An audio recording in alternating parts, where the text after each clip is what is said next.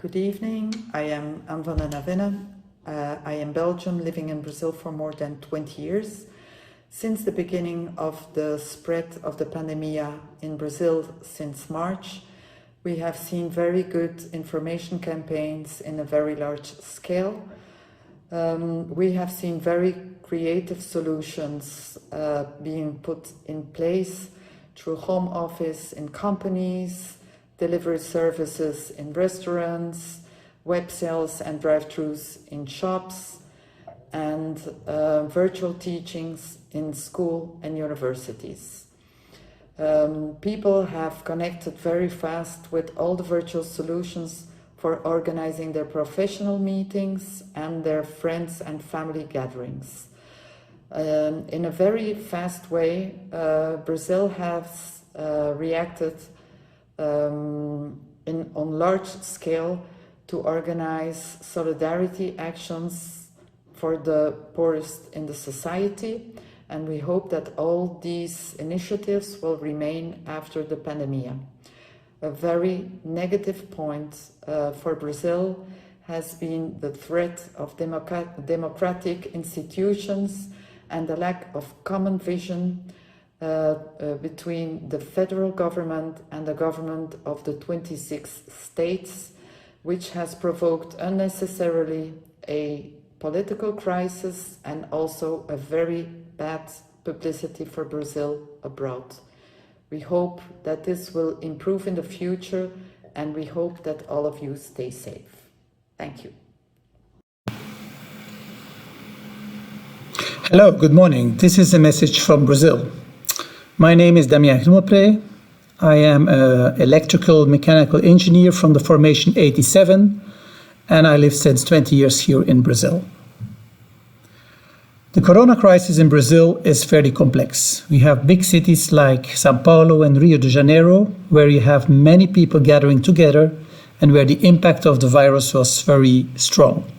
However, we have on the interior of the country also smaller countries and smaller cities where the impact was very limited. The big problem, however, was that our president, which has a controversial attitude on the crisis, was in big fight with the governors of main states. And as such, we had, next to the healthcare crisis, we had a political and also an economic crisis.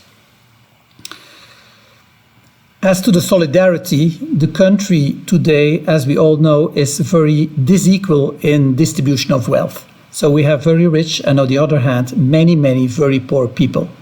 We have seen during the crisis that the solidarity has been strong. There has been donations of something like 5.5 billion reais from private institutions to the community to help the poor people. Now, what we can hope for the future is that the young people take that message of solidarity and that they have a purpose for a better world. If we need to learn something from a crisis, let's hope that we have a better world, and we believe that the young people here in Brazil are today prepared to go for that direction. Thank you very much and have a good day. Bye-bye. Good afternoon. My name is Paula Villela. I'm an architect and urban plan, graduate from the São Paulo University with specialization and master degree at KU Leuven. I live in São Paulo, capital Brazil. My city was the epicenter of COVID-19 in Brazil, the place with the most cases, the most death. Also, the first case and the first death was here. My city is the economical center of Brazil, so the beginning of the disease, the pandemic, was here.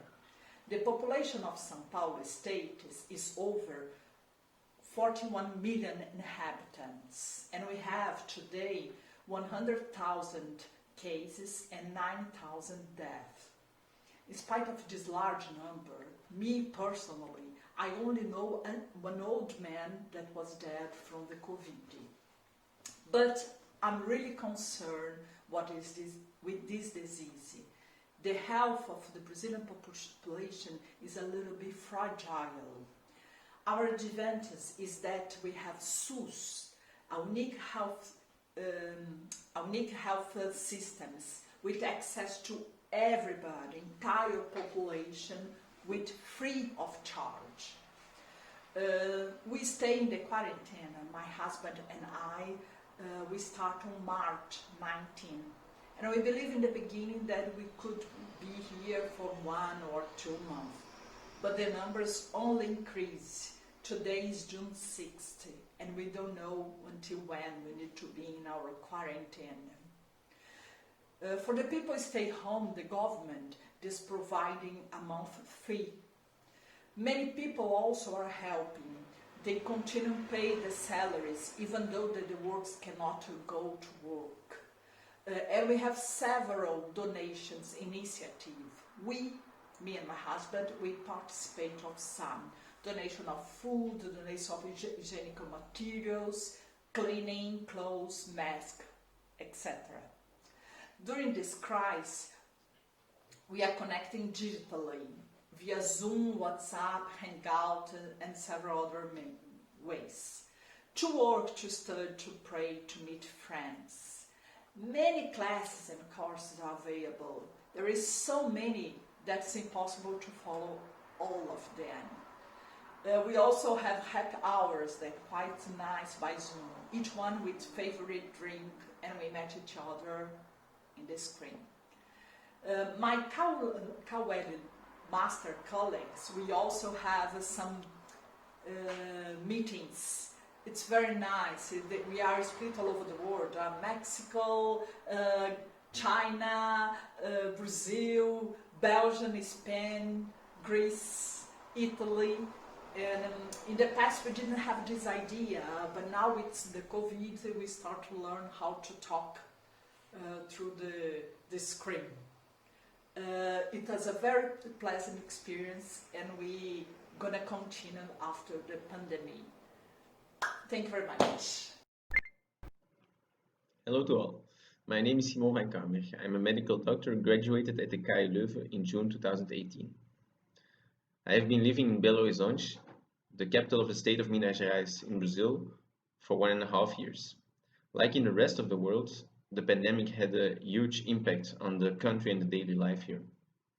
Many people lost their jobs and their income. Fortunately, we also saw the organization of some really important and beautiful solidarity actions. I witnessed one myself where food, hygiene products, face masks and other essential stuff were collected and redistributed to homeless people and people in the favelas.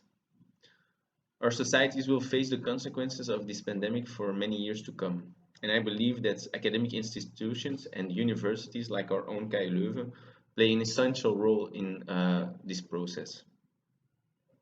We have to know that academics and scientists should be a reference for governments and policymakers, providing them with true information and evidence. I wish all the best for everyone all over the globe. Follow the recommendations and stay safe.